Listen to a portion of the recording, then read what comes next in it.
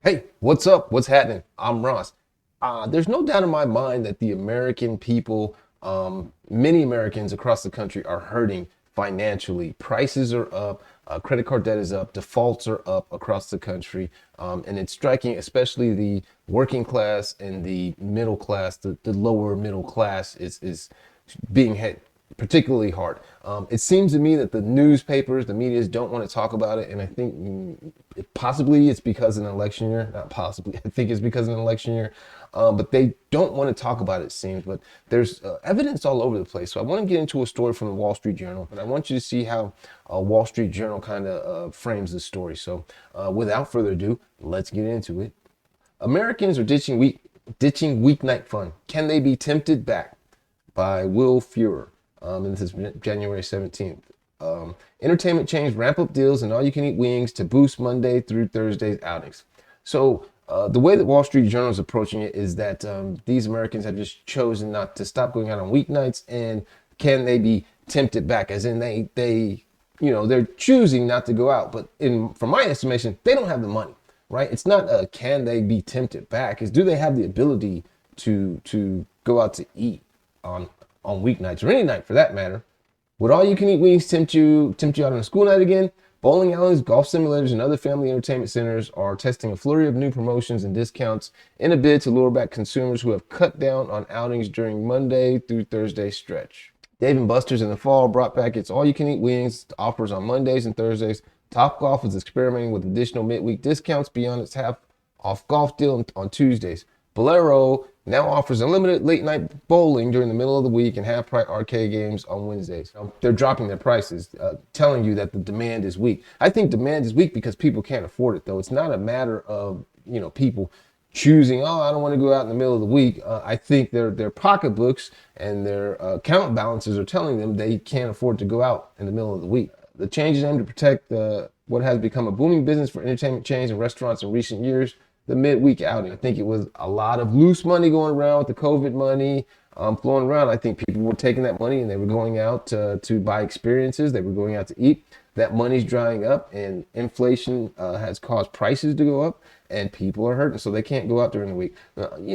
Some people ain't even going out on the weekends, let alone during the week. I'm sure these people still want to go out during the week, right? It's not like they're just choosing not to. They don't have the money to do it anymore. Now consumers' appetite for going on the weekends is slowing. Again, I don't know if it's their appetite or their ability to go out on the weekends because they don't have the money. Higher prices have consumers scrutinizing their discretionary spending. The return of after-school activities such as sports and music lessons are keeping families busy. In-person work obligations and trips are filling up schedules. I don't think any of that has anything to do with it. I really don't. I don't think any of that has anything to do with it. People have been back to school. People have been back to work for quite a while now. So I don't really think I think people don't have the money, and everything's too expensive on top of that. I think a lot of people, if they had their druthers and they had a hard day at work, they would rather go out to eat somewhere and have somebody else prepare the meal and bring it to them than stay at home and cook. So I just don't think the consumer has the money. I just don't think Americans, we're running out of money. They're stressed. They're financially stressed. I just did a video the other day about they took a look at the 100 largest metros in America, and it was like almost 30% of the people were behind on at least one payment or one account. So people are financially distressed. So again, I think this article it's touching on something. People aren't going out during the week, but I don't think it's because they don't want to, or I don't think they can be tempted back. I think that they don't have the money for it. He goes on to say, weekends are still busy for many dinner and entertainment chains. Whether the companies are able to keep customers coming during the off-peak days will likely shape their 2024 performance, says Joshua Long, an analyst at Stephens. The battle for traffic is real, he says. Okay, so it seems like right now the weekends are holding up, but I wonder if that's how long that's going to continue. The midweek slowdown could be an early crack forming in consumers' willingness to spend on experiences, a key corner of the economy that has helped offset slowing spending on goods. Stressed consumers typically pull back on midweek spending to protect their weekend splurges before making other budget cuts, Long says. Okay, and he uses the word willingness, and I think it's more like their ability to spend, right? But I think that the slowdown will probably move from the midweek to the weekends as 2024 goes along. At Top Golf Callaway Brands, which owns a chain simulator equipped driving ranges, Chief Executive Chip Brewer blamed the recent slowdown in business on fewer corporate events as well as slow traffic on Mondays, Wednesdays, and Thursdays. Business on Tuesdays has held up, he said, thanks to a popular half-off golf deal offered that day. So it's not even just the individuals, the corporations, the corporate events are slowing down too as well. Again, to me, it's another indicator that it's not the will, it's the ability or the money. Everybody's tightening their belts because they don't have it. They don't have the money. In the current environment, consumers are being offered and are probably looking for greater value to tempt them out during the week, he said in November. Topgolf recently started experimenting with new discounts in test markets on Wednesdays and Thursdays. Brewer noted that the company is being careful to make sure those new offers don't eat into weekend traffic. Yeah, if you go out on a Wednesday, though, are you not going to go on a Thursday? John Hawley, a 38-year-old personal trainer from St. Louis, used to go out frequently with friends to bars and restaurants during the middle of the week, but he has cut back to focus on growing his business. Still, he regularly goes with friends and clients at Topgolf Tuesday evenings for its his half-off golf special.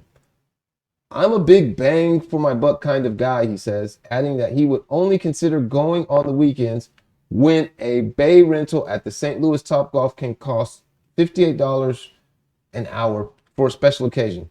Topgolf is not cheap, right? So he's only going on the weekends on a special occasion because the bays can cost up to $58 an hour, right?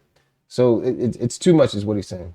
People are starting to think about what they're spending, she says. The fact that kids are back in every after school activity and there's pressure to do so many things, there's just no time. And again, I just don't think that's it. I don't know. I've got kids, I've got school-age kids, and my kids have been back in school for quite some time since last year, right? And even the year before, maybe. I'm not sure, but definitely this is the second year back in school. So this isn't, after school activities have been going on. I don't think that has anything to do with it at all. I think that people are hurting. People are financially distressed. If they're not already hurting, they're on the edge of hurting, right? There's a lot of people that are using credit cards to make ends meet, and now their credit is to its limit. They're having trouble making those payment back. So, of course, people are not going to be going out spending a bunch of money on food and arcade games when they can stop it. So, okay, so let's take a look at some of the comments. And this is the most liked comment. It had 190 likes on the Wall Street Journal. It's not worth the cost of admission anymore. Movings, bowling, etc. all used to be affordable. Now the cost has gotten to be ridiculous. Why would I want to pay $150 to take my family to a movie when I can rent something for $5 and watch it on my 65-inch TV with surround sound, eat better food for far less, and not have to deal with people on cell phones talking, etc. And I think this dude who wrote this, this dude Peter T, he hit the nail on the head. I'm the same way. Like I've got a 75-inch actually. Like I'd much rather sit at the house, have my surround sound, and just have exactly what I want to eat, do what I want at the house. It's a hassle going out to the movies anymore. First of all, the movies aren't as good as they used to be, and then everything is so super sky high. So movies are definitely pretty much out of the question. I'd rather be at an arcade or something if I was going to go somewhere. Let's see what this one says. This got 100 likes. Maybe it's the cost of going out. I paid just under $20 for a burger and fries and a soft drink the last time I went out to a burger joint. I spent $15 for an ounce and a quarter of bourbon the last time I went to a bar. Ouch. Yeah, again, everything is super expensive. People aren't going out. Like it costs too much. Shane Lobsinger says, Main Street is where the rubber hits the road, not Wall Street. I've seen sales at our sandwich shop decrease by 15 to 20% from October to January compared to the same months a year earlier. It isn't just midweek activities. It's every day. Indeed, prices are still high, but most wages haven't kept up. And the free money train of PPP, 3 times unemployment benefits, etc. has left the station, and it isn't coming back soon.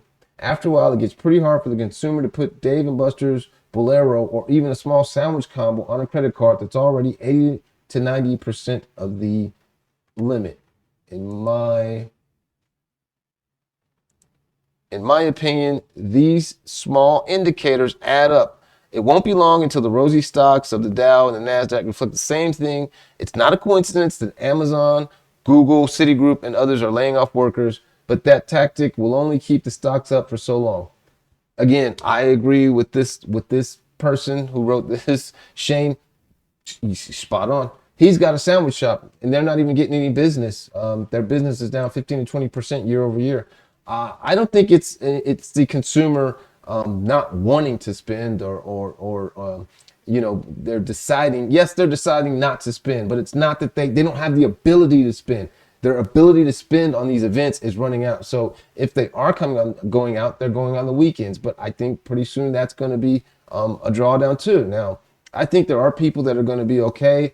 People that are making a good income still. People that have a higher income are able to more absorb the higher costs and the inflation. But that's not the majority of the country, right?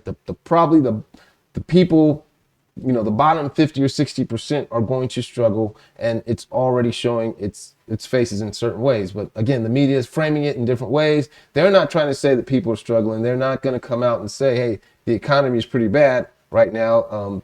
Obviously, I think there's political reasons behind that. But at any rate, if you got any value out of this video, please consider clicking the like. If this isn't your first video with me, if you've seen more than one of my videos, consider subscribing. Again, my name is Ross. Peace.